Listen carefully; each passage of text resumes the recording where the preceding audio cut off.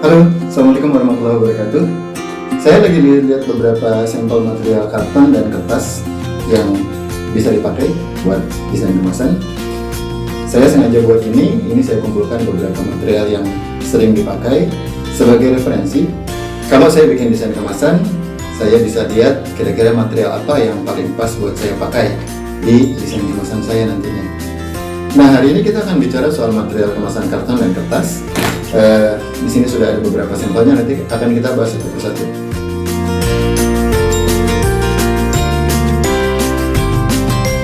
Sebelum kita mulai bahasannya, harus tahu dulu dong ya, kertas atau karton yang selama ini kita gunakan itu asalnya dari mana sih?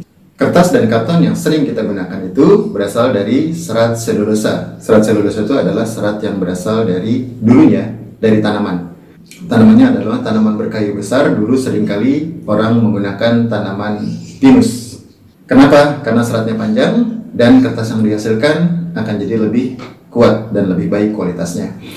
Tapi dengan isu lingkungan, di mana pohon-pohon besar itu kalau ditanam butuh waktu yang lama untuk tumbuh, jadi ketika dia ditebang butuh waktu dan proses yang panjang. Kemudian orang berinovasi bagaimana mencari alternatif bahan baku yang bisa lebih cepat berproses. Maka sekarang ada kertas yang dibuat dari serat pohon bambu yang relatif lebih cepat masa panennya. Juga ada lagi kertas yang dibuat dari serat sintetis.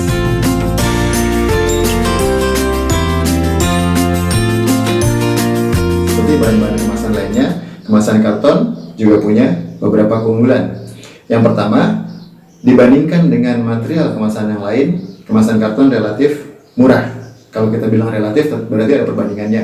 Dibandingkan dengan material kaca, dibandingkan dengan material kaleng, material karton relatif lebih murah. Kemudian kertas juga punya ragam yang banyak, karton juga punya ragam yang banyak yang bisa digunakan, pilihannya berbagai macam. Saya contohkan beberapa saja. Di sini ada karton yang sering kita jumpai di pasaran, di supermarket sebagai bahan kemasan. Yang pertama adalah ivory, yang paling belakang. Dia sisi depannya putih dan licin, tapi tidak terlalu mengkilap. Sisi belakangnya tidak licin, mirip-mirip dengan kertas HVS.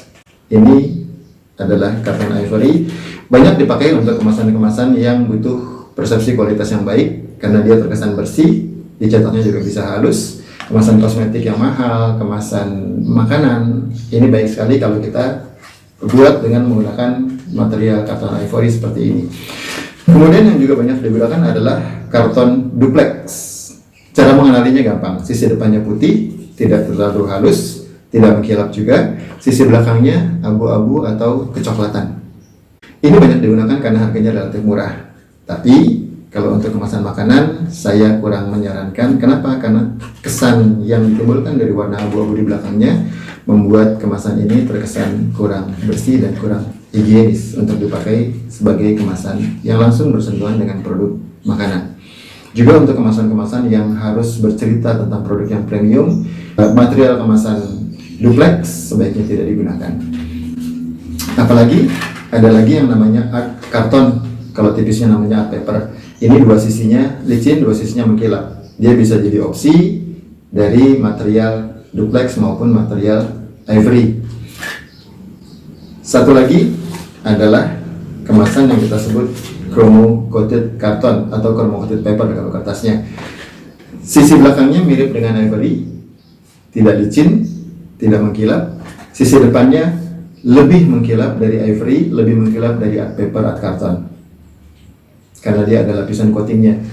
Nah, tapi belakangan saya jarang sekali menemukan orang produsen yang menggunakan material chromo coated karton ini. Kenapa?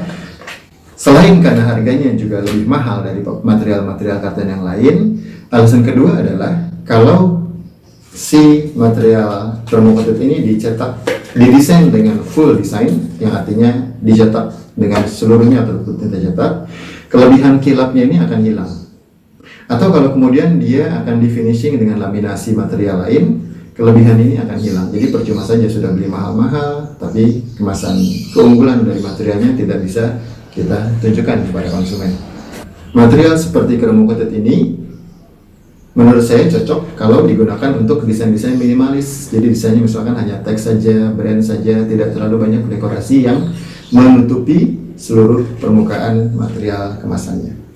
Itu beberapa material karton yang banyak digunakan di pasaran.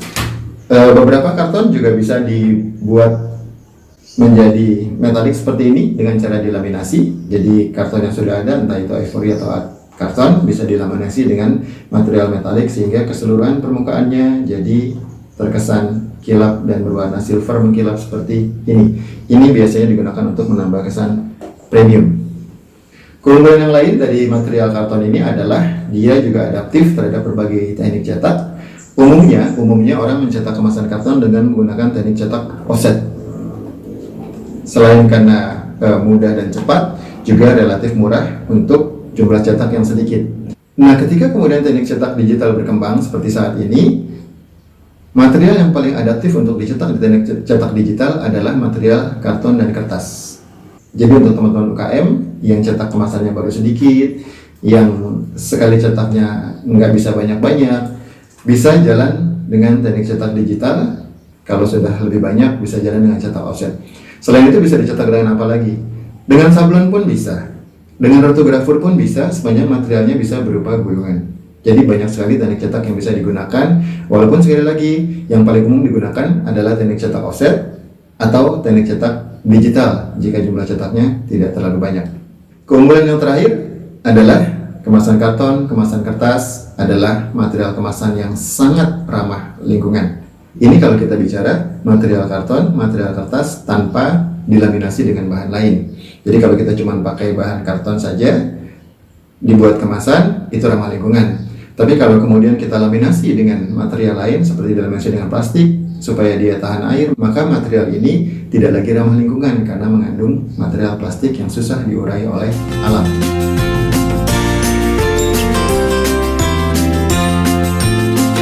Kalau ada trennya, pasti ada kekurangannya juga dong. Kekurangan kemasan karton atau kemasan kertas adalah dia tidak kedap udara, dia tidak tahan air, tidak tahan uap air, lebih rentan terhadap benturan fisik, sehingga proteksinya terhadap produk yang ada di dalamnya dibandingkan kemasan-kemasan lain seperti kaleng ataupun kayu ataupun plastik kaku, kemasan karton punya kekurangan di perlindungan fisiknya.